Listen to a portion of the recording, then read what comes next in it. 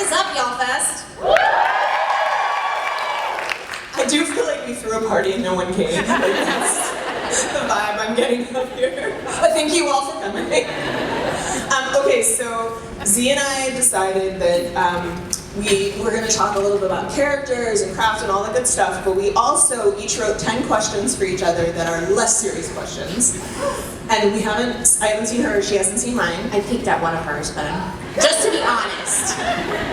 Because you're honest, you wouldn't have peeked, would you? Pillar of honesty. Pillar of honesty. And we put them in the bowl, but it's going to be up to you guys when we ask the questions. I don't know if this is going to devolve into complete chaos, but if you want us to answer a question from the bowl, what should they shout? What word? Banana? No. Bowl. Just shout. That sounds weird. How about question? Question. Okay, so if you want us to answer a question from the bowl, shout question. All right, knew you were not to be trusted. All right, let's do it. All right, let's do it. Let's jump right in. All right. I should not have gotten these meals. Okay. What is your retirement plan? What is your dream retirement plan? You know, when he introduced us as old fogies, I was like, how dare you? And now I'm like, well, let me tell you about my 401k. My dream retirement, okay. Yeah, like what would you like? Like I want to retire on a Greek island. I don't know. What do you want to do? I don't know what I want to do yet.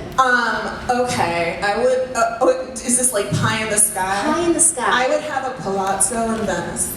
Ooh. Yeah. And I'd have like Peggy Guggenheim when she lived there, she had her own gondolier, and rumor has it she had her own gondolier. I would just swan around my empty palazzo and like be the witch of Venice. But then I would also have like an estate on a rocky coast somewhere, and just you would walk around in a cloak a lot. You'd be like in a 2005 Pride and Prejudice. I was thinking more practical magic, like the aunt's house, but I like your style. It's much more romantic. Okay, so thank you. So we met, when did we meet? We met in 2011, I think? Yeah, 2011. So our debut group was called The Apocalypses. Yes. Thank you. There's only one more of us here. Two. And it, of course, was called Apocalypses because we thought 2012 was when the world was going to end. It did not. We're still here. I'm sorry. Spoiler. And I guess we met at a BEA or before like something, like we went to a bar. I don't remember what the prelude to this was. All I remember is going to like this weird place in like Times Square. It was called Lily's Irish Victorian Establishment. It was very themed. Yes. And I love a theme. It's still there, and it's extra themed now. Oh wow. We have an Oscar Wilde statue outside. Perfect. That's what makes me want to have a snack, so that's great. But yeah, we met there and we've sort of been in each other's spheres since. And I call you and Gretchen McNeil the hardest working women in YA because you write so fast and so frequently. What is your secret? My secret is paying the bills. Desperation is a great motivator. Yes. Yes. Is my deepest motivator. But actually, ever since I was a kid, when I was 13, I read a vampire book, and I was like, it was called In the Forests of the Night by Amelia Atwater Rhodes, and yes, 1999 YA for the win. I'm impressed. And I saw that she was like a teenage girl, had gotten published by Delacorte, and so from then I was like, I want to be a writer. And 10 years later, I got my first book deal because I was like, streamlined. My mom did say, maybe you should be a lawyer instead because you like arguing with me. I'm so glad she's here so I could do this. It's my therapy session. And I feel like I just have so many stories that I want to write down, and I'm gonna run out of time. I know that feeling, and because whenever I'm like, you need to take time off, you're like, okay, I'm gonna take like 3 months off, but I'm gonna outline 2 proposals during that time, and I'm like, that's not what I meant. I think I wanted to be a writer from the time I was, I don't actually know, because I was an only child, so I was talking to myself constantly. Only children in the house? Anyone? Oh wow, a lot. You see, we're on the path to often many imaginary friends. But and all the stories I wrote were about orphans. And that didn't change. But which unnerved my mom a lot, but it was always about like girls who ran away from their mean moms. And my favorite one was set in a hotel. I don't know how this child afforded to stay in a fancy hotel, but she did. And it was called Pinkella Champanella, and the hotel was shaped like a champagne bottle. Oh my god. As a kid, you were like, yeah, I want a champagne bottle. I mean, to me, pink champagne was the classiest thing that there was. It still is. I did have some last night, so your dreams can all come true, kids. But yeah, I think that for me, like writing was something that I did, but then I think when I hit junior high, everything got really bad for me. Like, we moved, my mom remarried, I started a new school, and that was when writing became like a survival mechanism. Yeah, I love that. Oh. Enough of that soul-searching crap. Enough about your therapy. Who was your childhood crush, real or fictional? Nick Carter from the Backstreet Boys. In fact, Both real and fictional. both real and fictional. My AOL screen name, because I'm 10,000 years old, was Ocean Blue 26, because that was Nick Carter's favorite color. See, your first book was about a mermaid. It was about a mermaid. It was actually about Nick Carter. Okay, has anybody seen Dead Poets Society? Robin Williams? I'll punch you right in the head. No, it was Robert Sean Leonard. Was probably my big crush. Okay, don't tweet this, but then I saw him in House years later, and I was like, he is a terrible actor. And I was like, I had no taste at all, but it's fine. So, you write excellent villains. Thank you. I am not good at writing villains. Come on. No, it's because I'm too nice. So you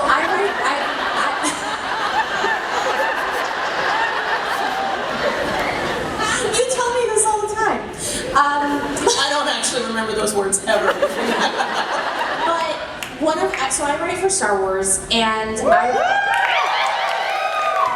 I wrote a book called A Crush of Fate, which is set in the world of Star Wars, the theme park, Galaxy's Edge Batuu. And one of the first notes that I got from Star Wars Story Group was, this is a little nice for a stormtrooper.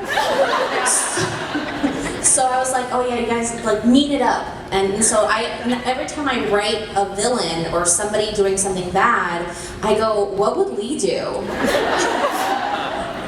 And the answer is the love interest? No. No, I wouldn't. Y'all know I won't. Well, you know, some might say the Darkling walked so Kylo Ren could run. Oh. I like that thing. I also love. And it's just me. I love that YALLFEST is the only place where Dead Poets Society will get as loud a cheer as Star Wars. Like, much respect to this audience. I grew up loving villains. Like, I loved, like, my fictional crushes were like Flag from Stephen King's various. I know, I'm weird. And there was a series called Dragonlance. There was like like literally, I could say that in any other sphere, people would be like. There are dragons and lances. But there was a mage, like a sickly mage named Raceland, who had hourglass pupils. Wow. I know, he was like the original Gary Stu. Like, he had silver skin and hourglass pupils. But he was, you know, right on the border of good and evil. He was always doing bad deeds, but then he would come through in a pinch, and I was very drawn to him. But I feel like, for me, like my not bad enough villain was, if people have read Six of Crows, there's a scene. Thank you for reading it. Tell your friends. There's a scene where Kaz cuts a guy's eye out. He scoops it out like he's at Baskin Robbins. Okay? He's like, I have this right. He does not. Okay. Anyway, he actually plucks it out with his left hand. Anyway, but I think it's a very romantic scene. Again. But when I wrote it, I wrote Uman, the guy he attacks. I wrote my ex as him. And I turned it in and my editor said, you know, this guy seems really pathetic. I feel bad that Kaz is doing that. Could you make him tougher? And I was like, yeah. I was like, the burn I will never get to see on this guy's face. But yeah. But ordinarily, like, I think I also really kill my villains.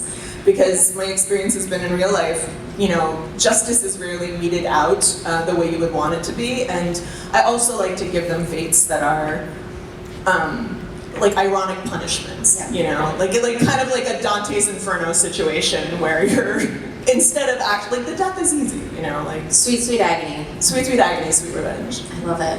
Like there's, to me, I think that if you've sort of gone through life and had to build those families yourself, and I think they're so important to our profession. I know there's a lot of aspiring authors here, and I think one of the best things you can do is find people you trust as critique partners who are going to cheer you on, whether you're succeeding or failing. You know, we've all met that person at the party who's like, they're talking to you, but they're looking over your shoulder, like looking for somebody more important.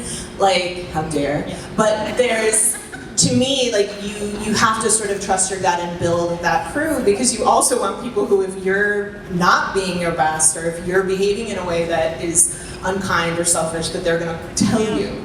You don't want to be surrounded by people who are like, you're great, everything you do is great, because that's an echo chamber of praise, and I never want to do that.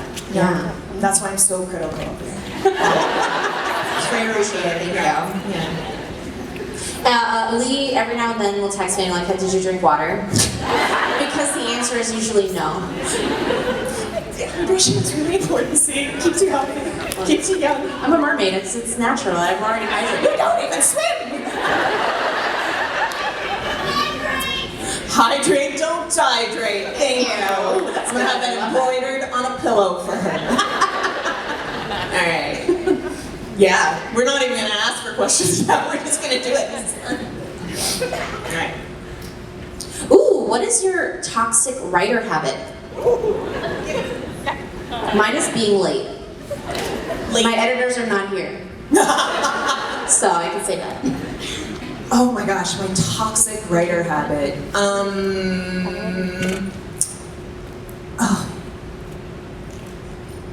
really great. No, I feel like other people, I have a bad habit of pulling my punches in the first draft. Yeah. You know, like when I'm first in, I outline everything pretty rigorously. And I have a bad habit in the first version of the outline of not sort of, we call it insert knife and twist.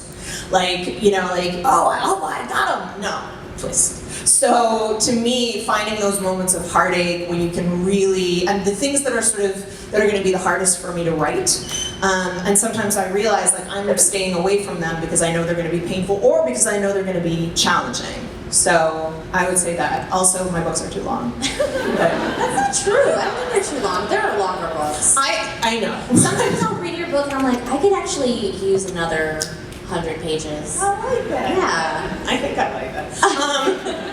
When I was writing The Familiar, I was really determined to keep it to... Oh my god, I already read this book. Can you tell everybody about The Familiar? Yes. Yes, I can. Always have friends who are hype women.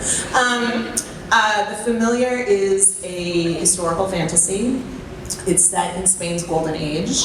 It is about a young scullion who, well, she's not that young actually, she's past her first bloom, and she has these little scraps of magic she uses to get through the day.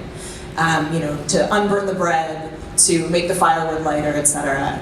And her mistress discovers this and decides to use this talent to better their social position, which all works out great until Antonio Perez, who was the secretary to King Philip II, discovers this power and is like, oh, we're gonna go to war with England with like a holy champion, and maybe it's you. So, and you know, Perez was a real person. He was in disgrace. Some people think he was the basis of a Shakespearean character. Armado from Love, Slavery's Lost, who was sort of a caricature of a Spaniard. So yeah, it was really hard to write. It was a huge amount of research. I hired a research assistant for the first time, and then I had 2 historians read it. And one of the historians was like, "It's great, 6 notes," and the other one was like, "I have 140 notes for you." But I was like, okay, better you than Goodreads. Let's do this. I have a lot of friends that write historical romance, and so they do so much research, and there's always the Goodreads that's like, actually they didn't wear this kind of shift in this time period, and like all of them always want to go like, here is a print book from 1885 that says they did, but they can't do that, so.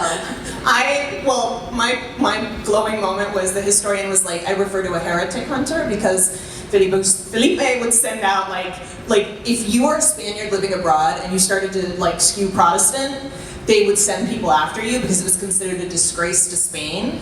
And so he had heretic hunters, and I mentioned them in the book, and the historian was like, there was no such thing, and I was like, on Cayman, page 52, you'll find a citation, and here is actually the name of the heretic hunter, and he was like, I stand corrected. I was like, yes you do. I love that we both do this. We both wear glasses. I know. By the way. But yeah, I mean that was. But it's I keep saying like, oh, I'll never do another historical, but I think for some reason that's what keeps calling me back. Yeah, I mean, I read this book, and thank you for letting me read it and trusting me. And it felt really effortless. I love the characters. There's something that she did that I was like, oh my gosh, she's gonna do it, she's gonna do it, she's gonna do it. Oh my god, this is great. So I don't know when that is. I'm not gonna spoil it. Okay. You gotta wait till April? April 2024. Yeah. Thank you for reading it, and thank you for reviewing it on Goodreads. You know, I know that you're not supposed. I only review books on Goodreads that I like them because I'm never gonna be like, oh, no. You know, that's just, I don't want to put that out there like negativity. No. But yeah. So when I got my first publishing deal, I had written 1 negative review on Amazon about a book, and I went and deleted it because I was like, what if someone, and it wasn't even under my name, right? But I was like, it's bad energy. It's bad energy. I think also when you start to put, like, I know if good, like, you know, I am probably the oldest person in this room. I'm 102. Very well preserved. Well for your LA. So I think if Goodreads and the internet had existed when I was young, I would have been a terror because I thought I knew everything, and I would have absolutely been out there doing that. And then when I'm writing negative reviews, and then when I started creating work, which is, you know, write whatever reviews you want, but like I suddenly had a different feeling about like how vulnerable you are when you put work out. And I remember going to see this horrible movie called Sucker Punch. It is bad. I enjoyed it. It was really dumb. It was It's not just good. not. It's offensive. It's offensive. I just remember They kill a dragon. They kill a mommy dragon trying to defend a baby dragon. And as far as I'm concerned, once you kill the dragon, you are dead to me. Like, forget it. Isn't it the girls and the realms? And the steampunk and the dancing. Remember, they would be like, and then she started to dance, and we'd cut away, and you'd be like, what is she doing? what dance is she doing? Did you leave a bad review? No, what I was gonna say is I had a blog at the time, but by then I had a book that was coming out, and I wrote a very gentle response to this film that I think otherwise I would have been like, Zack Snyder is a monster. But I was like, jury is out. But like I think that I became more gentle and more like generous as a viewer and a reader just because, you know, once you've been punched in the face by a bad review, you're like, yeah, it changes you. This is not in the questions, but do you remember like a funny 1-star review that you got? because I do. Tell me. Somebody wrote, and I talk about it so much that I'm pretty sure they deleted it because I went to look for it again. So I wrote a book called Labyrinth Lost, which is teenage brujas in Brooklyn. And I didn't really think much of this because it's just like witch lore to me. But somebody wrote 1 star, Zoraida Córdova supports animal sacrifice. And I was like, well, Because as you know, if a character does something, the author will do it too. I know, yeah. So I think about it all the time. I'm like, do I? I would. I mean, I eat a lot of chickens while I'm on deadline. There you go. Just a lot of chickens. Yes. Cool. I think I don't remember one of mine, but I remember one for Don't Let the Pigeon Drive the Bus. There was a 1-star review that said, this book is fascist. You should let the pigeon drive the bus. And I was like, that made me grain of salt like every bad review I ever got, because I was like, fair. I'm saying that. Alright, go ahead. Alright. What perfume do you use? That's a nice question. I feel like we should have a sponsorship. I am currently wearing a perfume called Winter. Weirdly enough. Like Bed Barnes? I'm wearing the Eau de Ben Barnes. No, I am wearing... I feel like that's a sound I haven't heard since like 1992. Yeah, it's a little LA company that makes tiny, small batch scents, and I did mention them on Instagram in the hope of getting something free. They sent me a nice bottle of perfume. What do you wear? Oh, I wear several different perfumes, but my favorite is the Tom Ford Aqua de Sol, or yes, Aqua Little Mermaid. So on brand all of the time. No, sorry, Soleil Blanc. That's what it is. It smells like the beach. And I remember I told my mom that I liked it, and hopes that she would get it for me, and she did. Aww, that's So very sweet. Mm-hmm. Yeah, I will say I'm not usually one of those, like, I try not to be precious about writing rituals. Working on deadline, you kind of can't afford to be like, oh, I light my candle, and then I draw a chalk circle, or whatever it is. Like, you have, okay, who can say? But for me, when I was working on The Familiar, like, if you read it, please do, there's the scent of orange groves, and of orange blossoms comes up a lot, and it's one of my favorite smells, and it's a very, like, there are parts of California where you can drive through the orange groves at the right season, and you can just smell it, and for me it became this kind of touchstone scent, so that was fun. Can you do a book box for me? Yes. Which is just, it has an orange candle, an orange, and the book. And the book. That is a really easy book box, so yes, I will have that delivered to your home. Alright. Okay. Let's see. Well, this is a long one. Oh. What word have you mispronounced and you still think about it to this day? I didn't know how to pronounce Grand Prix. Oh.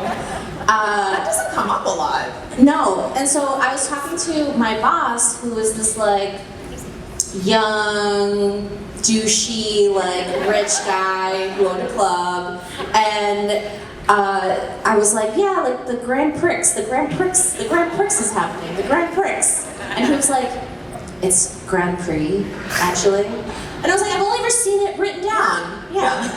Also, English is my second language, so I'm doing pretty okay. You were doing I have no excuse. Mine was Chaos. Yep. What? Chaos. Oh my God.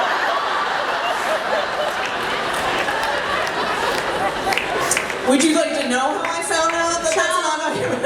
It's like Chaos, New Mexico. Like, I was in a poetry competition when I was a kid. I wrote a little poem. Then I got up on stage and I read it about the chaos that surrounds us. Yeah. I honestly sometimes like wake up in a cold sweat thinking about that. I have a lot of those moments where I'm like, this embarrassing thing that I did in 2006 still haunts me. Well, that's true for me with books too. Oh yeah. Like, I remember reading, back when I read reviews, I do not read reviews anymore, but I remember reading a review of Shadow and Bone, and they were like, the river gripped me in its icy grip. What is this crap? And I was like, that's not in there. And then I was like, oh my god, it's in there. So this is also something for the writers in the room, like, don't go reread your first book. Because I did that, I started doing that for The Vicious Deep, and I was like, I read a paragraph, and because my main character gets washed out to sea, I used the word water 7 times in one paragraph, and I was like, well, what else is there? He's surrounded by water.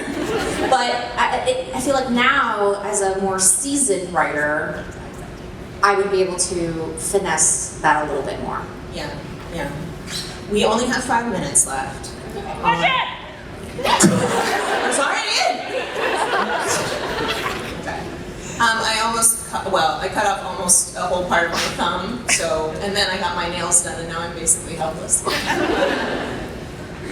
Do you have any guilty or embarrassing pleasures? No, everything I do is shameful and out for the public. I feel like, look, we survived the pandemic.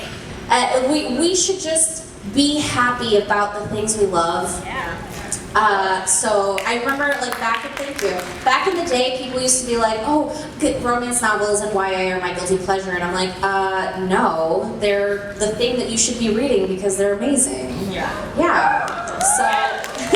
I've never seen a dude be like, spy novels where a very handsome 6'5" guy sleeps with a beautiful physicist. That's my guilty pleasure. Like, they're just books. So. They're like, it's real. It's nonfiction. It's not fiction. It could happen to me tomorrow. I don't know. I could grow. I could get taller. Okay, I do actually have a guilty pleasure. Okay, what is it? I really love iCarly. When I was in a terrible relationship, and iCarly was my comfort show, and now I feel guilty about it because of that Jeanette McCurdy book and how unhappy she was. So now I feel great guilt. But you can read her book as an adult and support her. Yes, that is true. That is true. All right. Okay.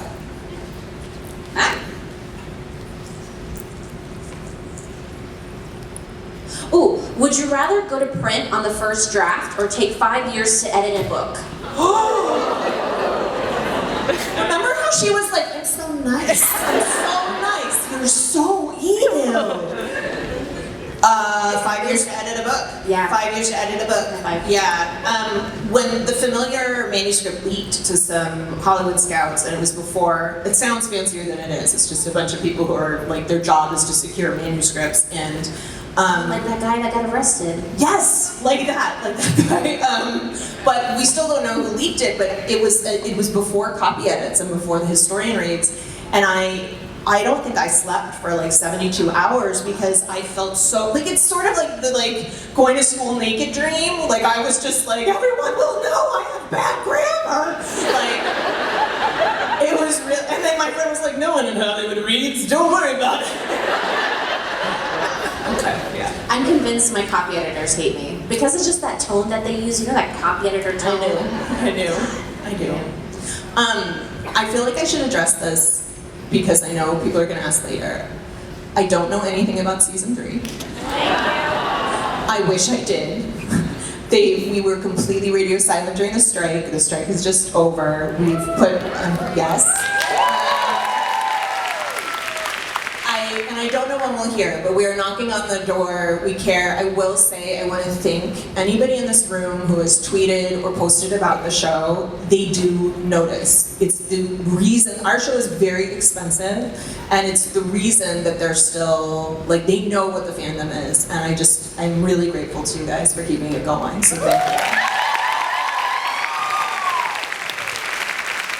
Also, the longer they keep us waiting, the more likely I am to talk smack about Netflix, so keep that back. You better hurry it up. I know things. I know where the bodies are buried. Now I'm like, they're gonna descend from the ceiling. It's like every time I'm like, I have something to say about Disney, I'm like, oh no, the mouse is watching. Yeah, Always watching. Alright. You. Me. That. Meow meow. Okay, this is the last one. What is the weirdest thing in your purse? You already showed us, I think. Is it not the lightsaber? Those my things. No, I swear to God. No, I don't have it. Oh. That's it. That was my lightsaber. Okay. I don't even know. I don't like to carry a purse. I'm gonna take it. Okay. This is stressful. Alright. Kiss, marry, kill. Bardugo first. Okay. Darlington, Kaz, and Nina. First of all, the idea of kissing any of my characters repels me. Like, it literally, because they're me. So if No. Guys, I literally wrote hug question mark and then crossed it out and wrote kiss. So you can hug them. I can hug them. Well, I can't hug Kaz. He will stab me. I'm gonna hug Nina. I'm gonna. Oh no. Oh no.